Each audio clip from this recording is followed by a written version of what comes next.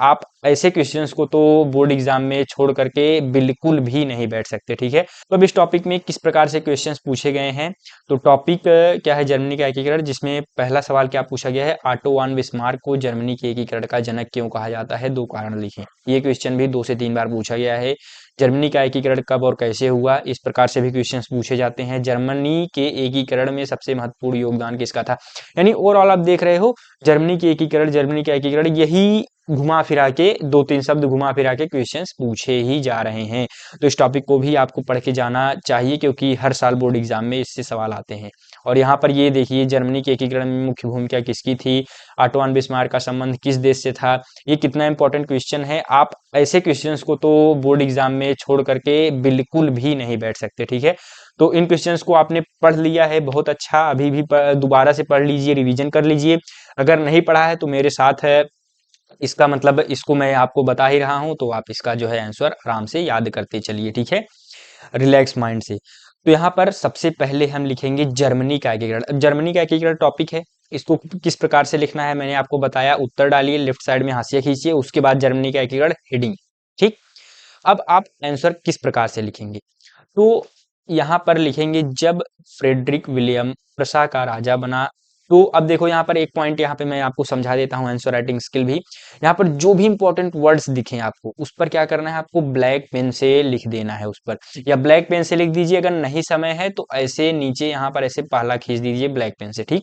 नहीं तो inverted comma में भी आप कर सकते हैं, जैसे इन्वर्टेड कामा या डबल इन्वर्टेड कामा, आप समझ रहे होगे। तो यहाँ पर प्रसा का राजा बना, तो उसे एकीकरण में अनेक कठिनाइयों का सामना करना पड़ा। तब उसने पेरिस में प्रसा के राजदूत बिस्मार्क को बुलाकर अपना प्रधानमंत्री बनाया, ठीक है।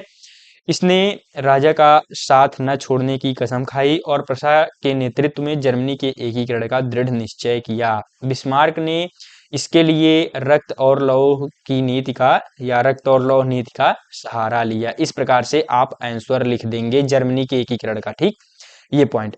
अब हेडिंग आप चेंज करेंगे, हेडिंग चेंज करना भी एक कला होती है। अब जैसे कुछ पॉइंट आपका फिनिश हो गया, आप नया जब पॉइंट स्टार्ट कर रहे हो तो नए सिरे से एक लाइन छोड़ दो, और थोड़ा सा 2-3 शब्द का लाइन स्थान छोड़ने के बाद बिस्मार्क ने ऑस्ट्रिया को मिलाया। ऑस्ट्रिया एवं प्रसा ने, ठीक है, मिलकर डेनमार्क को पराजित किया और उसके प्रभाव को कम किया। बिस्मार्क ने ऑस्ट्रिया को मात देने के लिए 1866 ईस्वी, ये इंपॉर्टेंट पॉइंट है, तो इसको ब्लैक पेन से लिख दीजिएगा। आप अगर आपको पता है तब लिखिएगा, सपोज आपको नहीं एग्जैक्ट डेट पता है तो डेट मेंशन ही मत करिए। अगर मेंशन भी करना है तो उसको ब्लैक पेन से मत लिखिए। जो आप श्योर नहीं है तो वो आप मत दिखाओ, अपनी गलती एग्जामिनर को स्वयं से मत दिखाइएगा, ठीक है।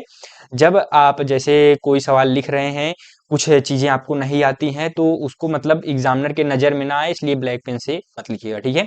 मैं ऑस्ट्रिया को पराजित कर हेग की संधि, ठीक है, इस प्रकार से आप लिख देंगे। इस प्रकार से हुआ क्या, जर्मनी का एकीकरण।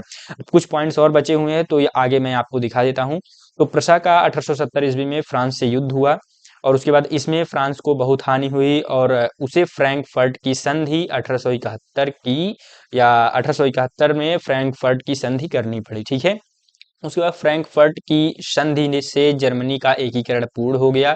तो इस प्रकार से जर्मनी का एकीकरण हुआ, और साथ ही फ्रांस में तृतीय गणतंत्र की स्थापना हो गई, ठीक है। इस प्रकार से आप लिख देंगे, और उसके बाद लास्ट में निष्कर्ष आपको लिख देना है। इस तरह यूरोप या मध्य यूरोप के स्वतंत्र राज्यों प्रसा, बवेरिया, सैक्सोनी आदि में जो है आदि को आपस में मिलाकर 1871 में एक राष्ट्र राज्य व जर्मन साम्राज्य का निर्माण किया गया। इसी ऐतिहासिक प्रक्रिया का नाम क्या रखा गया, जर्मनी का एकीकरण रखा गया, या इसी ऐतिहासिक प्रक्रिया का नाम जर्मनी का एकीकरण है, ठीक है।